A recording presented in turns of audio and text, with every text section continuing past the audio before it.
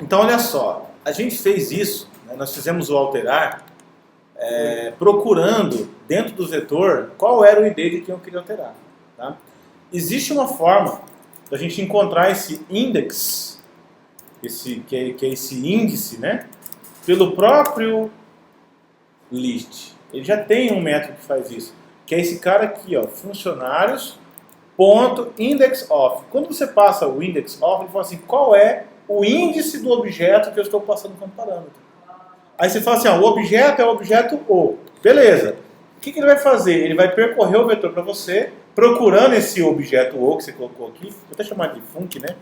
Ó, pessoal, tem um monte de gente chamando O aqui, não tem? Então eu seleciono ele aqui, ó. Tá? Clico direito e dou um refactoring nele, tá vendo? Ó.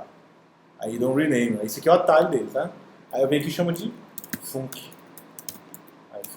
Aí todo mundo que é O, vira func. Então deixa eu selecionar de novo.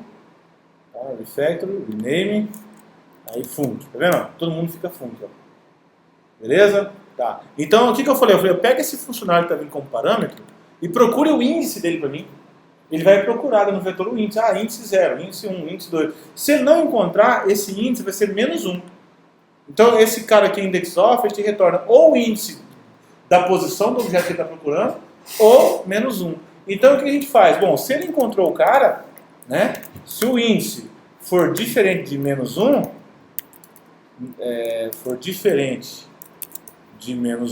então quer dizer que ele achou. Se ele achou, o que eu tenho que fazer? Eu tenho que fazer o comando para ele substituir naquele índice aquele objeto. Então todo esse for, ele não precisa mais. Entendeu? Ele não precisa mais. Eu falo assim, ó, ache para mim o índice do cara aí, beleza. Então o índice tá na mão, não é menos 1? Então achei. Então substitua para mim. Se isso for verdade, o nosso método tem que funcionar. Tá? Aí eu vou rodar o programa. Será que vai dar o mesmo efeito? Vamos rodar o programa. Ó, ixi, aconteceu que aqui estava Zé, eu pedi para trocar para Zé da Silva e não modificou. Por que não modificou? Deixa eu fazer um breakpoint aqui, ó. Deixa eu fazer um breakpoint aqui e rodar, olha lá. Debug as, Java Application, tá vendo? Deixa eu ver aqui. Olha só o índice do cara. Ó, passei aqui para não, índice do cara, menos 1. Não achei o cara que você está me passando, que tem o ID 2 e Zé da Silva. E tá certo. Existe alguém lá dentro que tem o ID 2 e o nome Zé da Silva? Existe alguém lá dentro que tem esse nome? Não. Existe lá dentro um cara que tem o ID 2, certo? Não com Zé da Silva. Então, eu tenho que trocar o meu critério de igualdade. Eu falo, não, peraí, cara, eu estou olhando, eu estou dizendo que um objeto é igual ao outro só se ele tiver o ID e o nome igual, e o CPF igual, o cargo. Agora não, eu vou considerar assim, ó, por exemplo, se um objeto tiver um ID igual ao outro, ele vai ser considerado igual, por exemplo. Entendeu? Então, nesse caso, depois a gente põe uns pós e contras. Então, nesse caso aqui, nós vamos falar o seguinte, ó, vou vir aqui no meu funcionário e vou falar assim, ó, tá vendo o hashcode no equals dele? Cadê o equals dele? Nem tem equals, tá vendo? Nem tem equals. Então o que eu vou falar? Eu vou vir aqui nele e vou dizer assim, ó, hashcode no equals. O que é um objeto igual ao outro? Basta que o cara tenha o mesmo código, desse select all, tenha o mesmo ID, ele já é considerado igual ao outro. O único problema disso é quando eles forem null.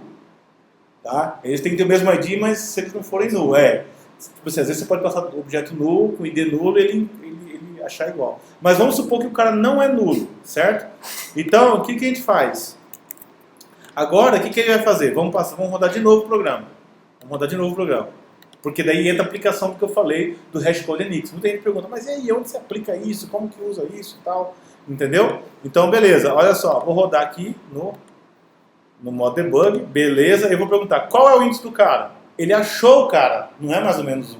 Ele achou o cara. Por quê? Porque ele comparou pelo hashcode no equals, o próprio list já faz isso, pelo hashcode no equals, ele achou um cara semelhante a esse aqui, que tem o mesmo ID. Ele achou um cara que tem o ID 2 lá dentro do vetor, e ele falou, esse cara está na posição 1. Eu posso até vir aqui no meu vetor de funcionários e olhar, ó, tem quantos caras aqui dentro? Tenho quantos caras aqui dentro? Eu tenho 2 caras, tá vendo? O 0 e o 1, não tenho? Ele falou assim, ó, você tem 2 caras, o 0 e o 1. Deixa eu ver quem está na posição 1. O cara que tem o ID 2. Tá vendo? Ele achou lá dentro. Então esse indexOf agora olhou para quem? Para o ID dos objetos funcionários, viu que achou um cara lá dentro e me retornou o índice. Como ele me retornou o índice, agora ele consegue alterar. Então eu venho aqui, libero, certo? E agora eu tenho o Zé da Silva. Beleza?